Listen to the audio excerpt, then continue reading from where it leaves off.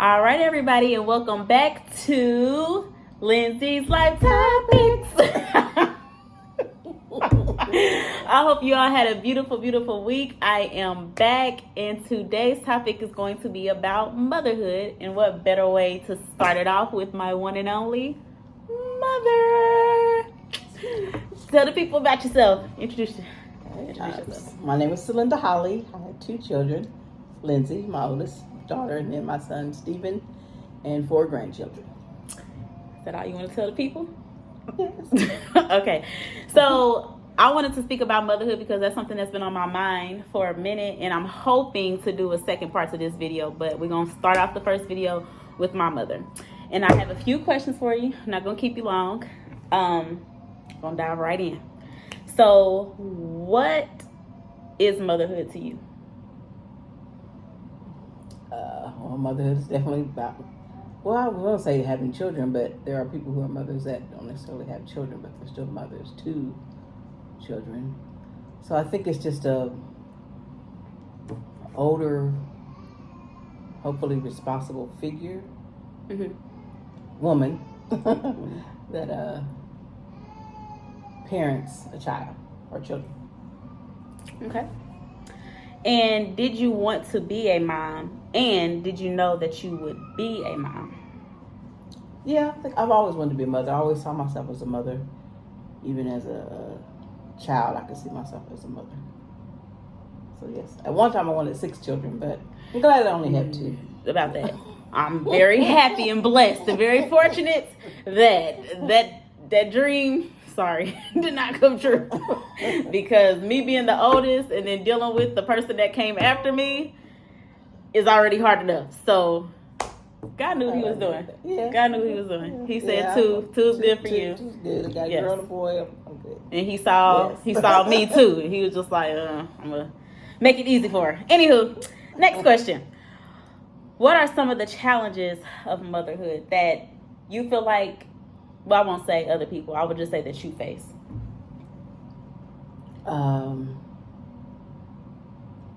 Challenges, I think, are just not really knowing. Like you just like, if you don't, you make mistakes, but you don't necessarily know in that moment that it was a mistake. You just, call yourself being a parent, whatever it is, just learning along with your children. I'd say not, I think challenges financially is a challenge. Definitely. I think mentally, because it's more, I think mentally can be a challenge because it's not just making sure, they have a roof over their head or they have food to eat. You got to kind of know where you stand, what you believe in and why you believe it, so that you can kind of give your kids direction. So that can be challenging. Do you feel like we took your direction okay? I do, but I think there's that saying that says, do what I say, not what I do, but that doesn't necessarily work. You can be, it doesn't matter what you tell your children, if you're not doing it, they tend to do what you do and not what you said to do. That's true. And so I think in that respect, that's why one of the ways it can be challenging is because even though you might feel a certain way, if you don't live up to that, your children basically follow the steps that you took. They heard what you said, but more importantly, they saw what you did. So, and that's what they do. And honestly speaking, I see myself doing that with you, following the things that I seen you do as far as being independent, seeing you having to do everything on your own, and now I feel like I'm supposed to do everything on my own. Like, it's hard to ask for that help, and it's a lot. But I definitely see myself doing some of the same things that you do, and also having a fear of doing some of the things that I've seen you experience. Yeah. Trying my best not to make that happen for myself, especially when it comes to raising my kids. But that's a whole nother topic that we could talk about for another day. And the way I look at it is like the disciplines that I wish y'all had, y'all don't have. But I didn't have those disciplines, and I didn't show those disciplines. And now, y'all doing And my what I mom did, was and not spoiled, y'all. She was spoiled. She was the baby and got away with a lot. And now she doing that to my brother, who is spoiled. Well, And, so are you. but it's okay. It's all right. That's a whole other topic. We're going to get back to it. All right. So is that it? Is that the most challenges that you have as motherhood, or you want to talk about it anymore? I think some of my own, well, I guess that's the same thing though, but some of my own fears and steps I didn't take or whatever, I think that too. I like one of the reasons and I think I've told y'all this before, that I just now getting a house is because of fear that I had as a child. Like I had something happen, or it was something simple, I guess, maybe not so simple, but just I remember being in the living room or the kitchen with my mom, and I think she had some other people over, but I just remember somebody looking through the window, and then that scared me, and that stayed with me all this time. So I felt like, I didn't think about it at the time. It was been trauma. Though it never left me, but now I guess because people speak of childhood traumas more, I guess I can see that could have been a trauma. But I think the challenge was feeling like, how can I protect y'all? That part to me was the biggest fear. Like, I always wanted upstairs because I like windows and stuff open, but I want to be upstairs so that I can open up windows or I can open up the curtains. So I think just feeling, I remember being overwhelmed one night. I think we were in Cumberland, and I felt like, is this how men feel? Is this why men run? It's because of the challenges of, you got to be the provider, you got to be the protector, like and you feel like you can't do it when you have your own fears and your own, like how can you do that? And I mean, eventually you just got to give it to God. But that to me was a challenge, the fear of how can I protect y'all. Like if you remember when I would always be everywhere. Yes. Yep. I'm just sit in the car. I'm gonna take you, but I'm not gonna go back home. So I'm gonna sit in the car. I was thinking about that yesterday when I went to go hang out or whatever, and I was just thinking about, like, I remember the times where you would literally drop me and my friends off, and I could look out the window and see that your car was right there, or the time which I had met that guy online, and I was like, thinking that I was grown, thinking that I was old enough to I can do this by myself, and I don't need you to really be here with me. But that was bad judgment on my part, because I just met the guy, and in my mind I'm thinking, like, I talked to him, he seemed cool, I don't need your protection, like, I'm good. And you were there like in the car, driving around the neighborhood, just making sure you wasn't far. Going to the mall, being dropped off, you were there. Movies, you were there. You were there. Because one of the things I always, when growing up, the car, like, never had like a really nice car. So there's always something wrong with the car. The car's gonna stop. And I never wanted y'all to be somewhere where I couldn't get to you, or where, I went home, now the car won't start. I can't get to you, so I just let y'all just make sure we was gonna get home or stay together. I never wanted y'all to be scared. That's what it was. I never wanted you to be scared. Okay. Anything else you want to touch on that, or move on to the next question? Okay. So, what is the most rewarding part about being a mother? The rewarding part is just having your children, and having your children love you, having a family, knowing that you do have somebody to care for, and just like having that family. I think children do love you in spite of everything. They don't really put, I think as you get older, maybe you have expectations. I think I had expectations, but even then, once you get even older, you just appreciate what your parents went through. You start to understand what they went through, and you just, I kind of loved unconditionally. telling you now that I got 2, I'll be like, Mommy, I'm sorry. I see what my kids will put me through, and I'll be like, dang, I owe you so much. I owe you so much. I be telling my mom I'm sorry all the time. Like, I get it. I definitely get it. I remember having expectations of my own mom. I think my mom was wonderful. Mom was great. But I remember going through that teenage years where I have expectations of things I didn't understand. But as you get older and you make your own mistakes, you start to realize people are just living their lives. And I mean, you're affected, but it wasn't meant to hurt you. Or, you know, even though you are affected by it, it wasn't about trying to affect the child. You just living your life and things happen. And you like trying to figure it out, you know. So that your children are affected by it. I remember watching the Man Family Reunion when they do the family dinners and stuff like that, and they were just talking about how to make your parents human. Yeah. And thinking about that, I was just like, yeah, as I get older, and it's just like, yeah, some of the things that I experienced, my fear of coming to you and telling you certain things because I did not want you to judge me or look down upon me or whatever. And then sometimes having that expectations, well, I feel like you should do this and I feel like you should be like that, but not even realizing the stuff that you had to go through personally and not really seeing you as human. Because we do put that expectation on your mother and your father. I mean, God being first, but then the only person that I knew of was you. And it was just putting all that, seeing you higher as being my mom, but not really understanding at the time that you are human and that you make your mistakes. Right. So, yeah. That we can't understand. I remember talking to a girl at work one time. She didn't want to tell her mother something. And I told her about our situation where I made a mistake and said the wrong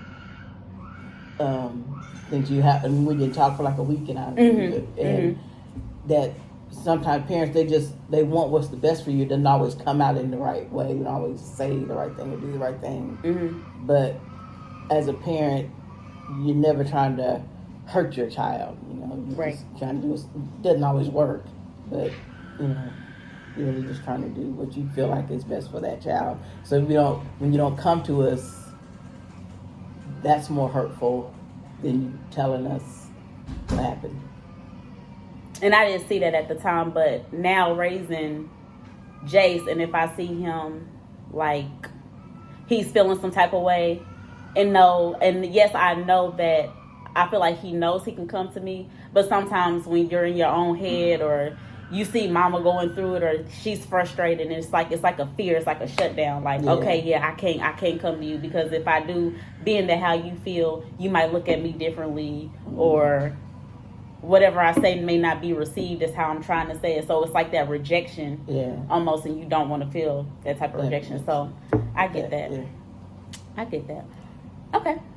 Anything else rewarding about motherhood? Or what have you enjoyed? Grandchildren. And her grandkids are spoiled. And they are more spoiled than me. That's a whole nother topic. We won't get into that. But yes, her grandbabies are how spoiled you are. her grandbabies are spoiled. What else? Okay. One last thing. What is something your mom taught you? Mama was really kind of laid back. I think that's where I get that from. She doesn't get all like, you know. But I think strength, because even though my mom was quiet, I remember Aunt Jean, before she passed, one time she said, "But y'all just run all over y'all mama because she's so sweet." So no, don't even try it. Not at all. Like, she's really nice, but no, she definitely let you know she's the one who's running stuff. You know, she put you in your place. So, and she was calm about it. She didn't get loud. She didn't scream. She just let you know who was running things. Like if I would say something, she let me speak my mind. She always let me speak my mind, but she would say, "All right, now you're getting a little too grown." And I knew, okay. I think, have you ever told me that? Because that sounds familiar. I'm about to say, that sounds familiar. Hold on now. I'm your mama. I ain't your friend. Right. Stay in your place. Okay. Right. So that, and just, she would say little things. She never wanted to like sit us down and really talk to us about stuff, but she might just say something like something simple, like I remember saying the job is not a picnic. And I just took, she didn't sit down and explain what you're supposed to do at work and all that, but I just took it as when I go to work, I think I have a good work ethic because I know I'm not there to have a party. Right. I'm there to work. That's how I work. And then remember one time I took her through something where I was dating a guy and he took the car out of town, brought it back, it was all messed up or needed a chain or whatever was going wrong with it, and she's the one who has to get it fixed. And so, and she was hurt by that, but one thing, the thing she said was, some things you just have to learn on your own. And I kind of took that to mean relationships. And sometimes, because you can tell a person and they're not going to hear you something, you just have to find out on your own. That's true. And, that is true. About what you said about grandmother, I do remember the time where I was never a bad child or try to give anybody any problems, but I do remember one time she kept saying, stop running around the house. And then I did it anyway. But she didn't yell at me or anything, but that was the one time and the only time that she had to check me about something. And she said, did you not hear what I said? Or something like that. I told you not to run. I was just like, okay, but that made me feel so bad. I was like, dang, I ain't gonna run no more. But that, you get that from her too, because you are like your mother like daughter. But that's a good thing. That's a beautiful thing. Yeah. I like my mom, so. Yeah, I love your mom. And I love you. Thank you. All right. Is there anything else that you would like to conclude about motherhood in general, or anything else you want to share with maybe a mom to be or someone who may feel down about being a mother? Because every mother goes through it. We always feel like sometimes we could be doing better, and just a word of encouragement for any. I think we go through seasons where you're up, where you're down. I definitely have had my seasons. But I feel like I'm never not wanted to be a mother. I never wanted to say, hey, I wished I didn't have my children. But it's kind of like I said and I've said this often, like when I testify or something, that with God, He doesn't treat you like a friend would treat you, and that, like, if you're complaining or griping about something, your friend is like, yeah, I understand, and I know why you feel that way. You got a reason to feel that way. God always shows me in my relationship with Him when I'm going through something or feel like I can't handle something. I always go back to where am I with God, and if I believe He is who I say He is, who do you say that I am? If I believe in who I say He is, then I can't stay in that negative place. I've got to find a way. I've got to trust Him for one and know that He'll bring me through it. But then again, faith also has actions. So you can't just say it. You got to live it out. You got to walk it out. And so when I get into those negative places, I try to be honest with myself. That's important to me. I think my pastor told me this, Pastor Fennell, years ago when I was in Bloomington. Be honest with yourself and be honest with God. Don't let the devil get your mind. So those are the three things that I focus on. Being honest with myself. I got to be honest with myself because I know God knows the truth regardless. Yeah. God, but sometimes God knows the truth, but sometimes we don't always know the truth ourselves. Even though I'm being honest with myself, maybe I don't understand the full aspect of something. Yeah. Or the truth of what something really is. But I go to God and I'll give it to God, and then eventually He'll help me understand it. And one of the things I learned about even studying the scriptures, that if we really go to God, yes, He comes when, He may not be, what's that word? He may not come when you need Him, but He's right on time. But even with God, I've learned that when I actually go to Him and study and try to figure out what He's saying, it don't take years. It don't take forever. God usually kind of gives me an understanding of something, or basic maybe something to go on anyway, to give me strength.